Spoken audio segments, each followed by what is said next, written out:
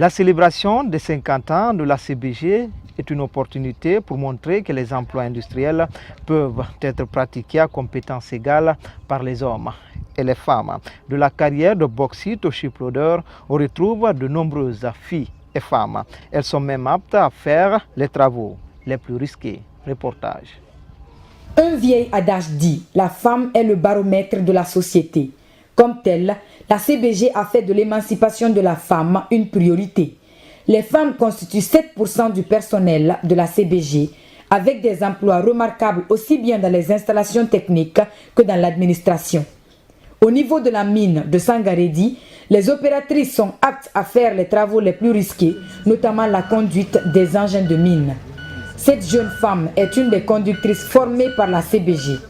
Les camions de gros tonnage, jusque-là réservés aux hommes, sont aujourd'hui l'apanage des femmes qui les manipulent à leur guise et avec dextérité. Je suis opératrice à la mine depuis 2004. Je conduis les camions et les gradeurs pour le reprofilage des pistes de la mine. Je transporte la bauxite. Je suis mécanicienne de profession.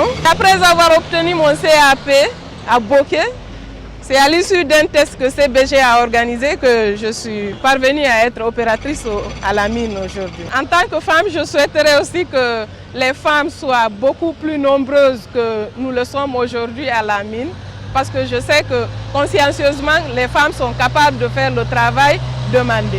Je voulais connaître davantage beaucoup sur les nouvelles technologies et je souhaiterais aller visiter un jour certaines carrières de mine au monde, on ne sait jamais. Bon, pour découvrir ce qui se passe dans d'autres carrières, parce qu'on ne sait jamais. Je suis réellement fière de la CBG pour le fait qu'ils ont recruté les opératrices à la mine et dans beaucoup de secteurs. La soudure, la mécanique, dans toutes les branches techniques.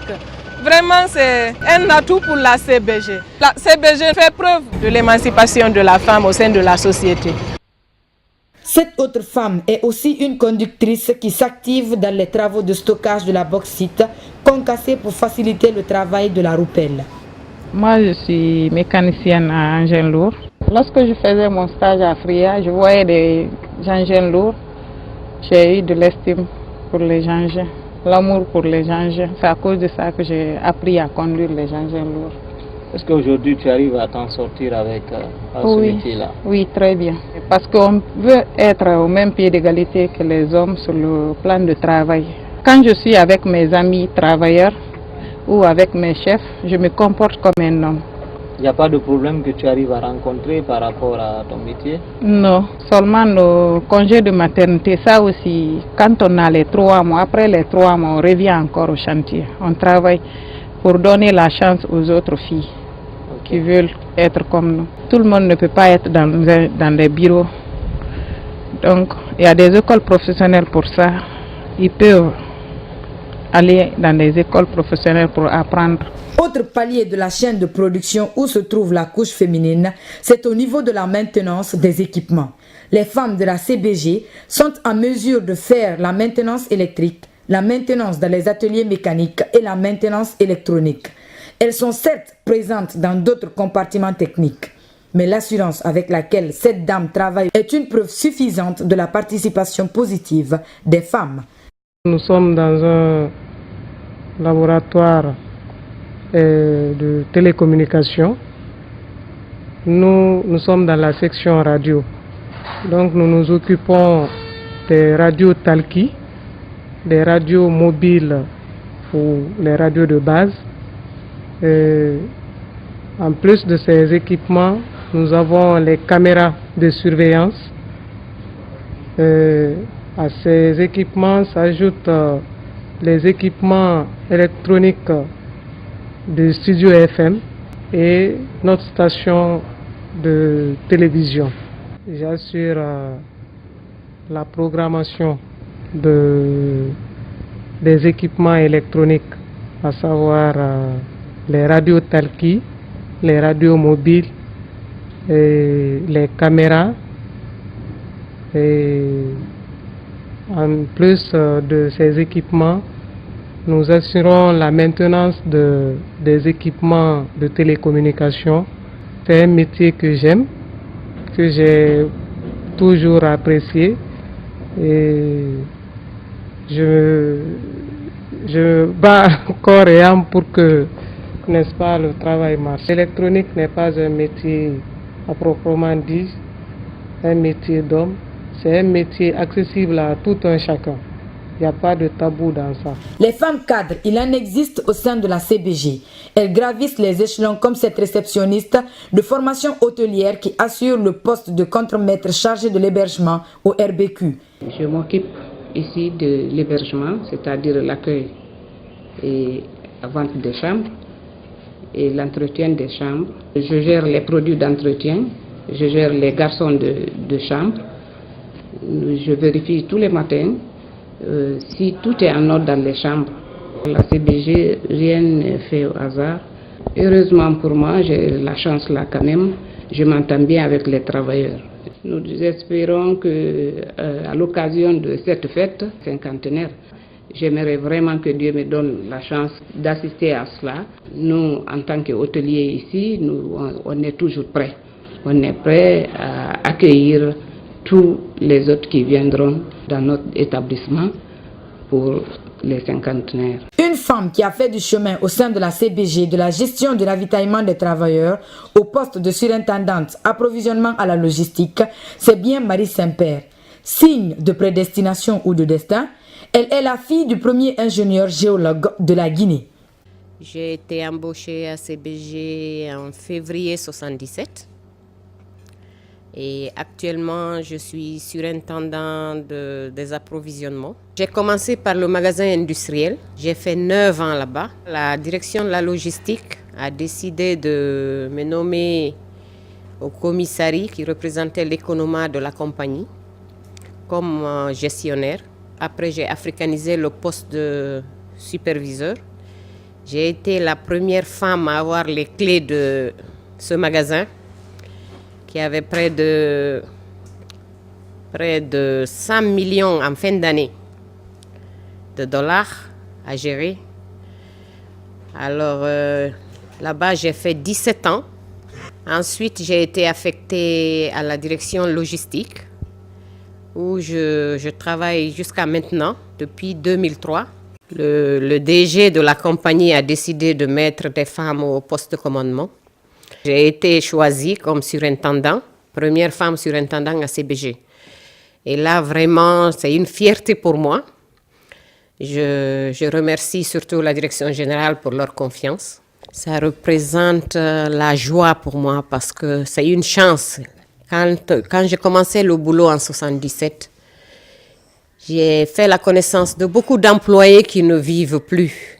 Il y a beaucoup qui ne vivent plus, dont mon mari, qui est décédé aussi. Donc, si moi j'ai la chance de participer à cette fête, c'est vraiment une joie et je remercie le bon Dieu.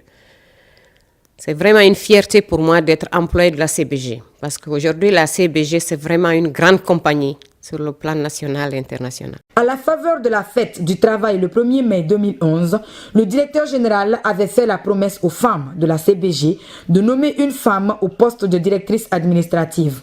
Eh bien, c'est fait avec Mme Aïcha Bari, ancienne chef de cabinet au ministère de la décentralisation. Une autre marque de prédestination ou de destin, son père, M. Bobo Dibari, a été le signataire des 2 actes de crédit à la CBG sous le regard joyeux d'une fillette alors qu'il était chargé des affaires à l'ambassade de Guinée aux États-Unis d'Amérique. J'ai pris fonction depuis le 1er novembre 2012. Je m'occupe de la gestion du service cité de Kamsar et de Sangaredi. Ensuite, nous avons aussi la communication et les relations publiques. Il y a les projets communautaires, l'hôtellerie, la restauration, les sports et loisirs. J'ai beaucoup appris auprès du ministre Alassane Condé, qui est le premier acteur de la décentralisation en Guinée. Et suite à cela, les nouvelles innovations qui vont être faites auprès des communautés, dans un premier temps, c'est la communication. Parce que la CBG n'est pas bien comprise par les communautés. Il y a eu un manque de communication. Donc, nous sommes en train de mettre des moyens en place pour ça. et ensuite aussi le suivi au niveau des projets communautaires. Nous avons créé des TPE et nous avons aussi d'autres TPE qui vont être créés d'ici la fin de l'année. Donc suite à cela, je vois qu'au niveau des communautés, des autorités locales, les choses commencent à se mettre en place.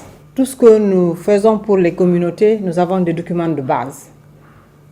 Nous recevons parfois des demandes d'une communauté, alors que ce sont des demandes qui doivent être analysées avec les autorités locales à la base. Parce que chaque année, la CBG met un montant pour les communautés. À travers maintenant leur PAI et leur PDL, donc on fait la répartition des fonds. Donc il faudrait qu'il y ait une entente et qu'il y ait une feuille de route et qu'ils acceptent de collaborer sur cette feuille de route pour le bénéfice des populations. Les festivités du 40e et du 50e anniversaire se passeront dans de bonnes conditions. Nous mettrons tout en œuvre à travers mes services, tels que le service de communication et des relations publiques. Il y a aussi les projets communautaires, parce que nous devons présenter, expliquer tout ce que la CBG a eu à œuvrer auprès des communautés. Après 50 ans de croissance soutenue dans un environnement homogène entre hommes et femmes, la CBG est fière de ces femmes. Leur insertion dans le processus de production s'accroît sans cesse, car elles accomplissent leurs tâches avec efficacité dans l'ensemble du système. On compte aujourd'hui 7% de femmes employées par la CBG, soit un effectif de 2266. C'est un taux a priori faible, mais la qualité, la spécificité de leurs activités sont des atouts qui permettent de dire que les femmes de Guinée peuvent être fières de la CBG. Je vous donne rendez-vous dans 48 heures, toujours à 18 heures, pour découvrir la gestion de la qualité des produits fournis par la CBG au sein de son laboratoire.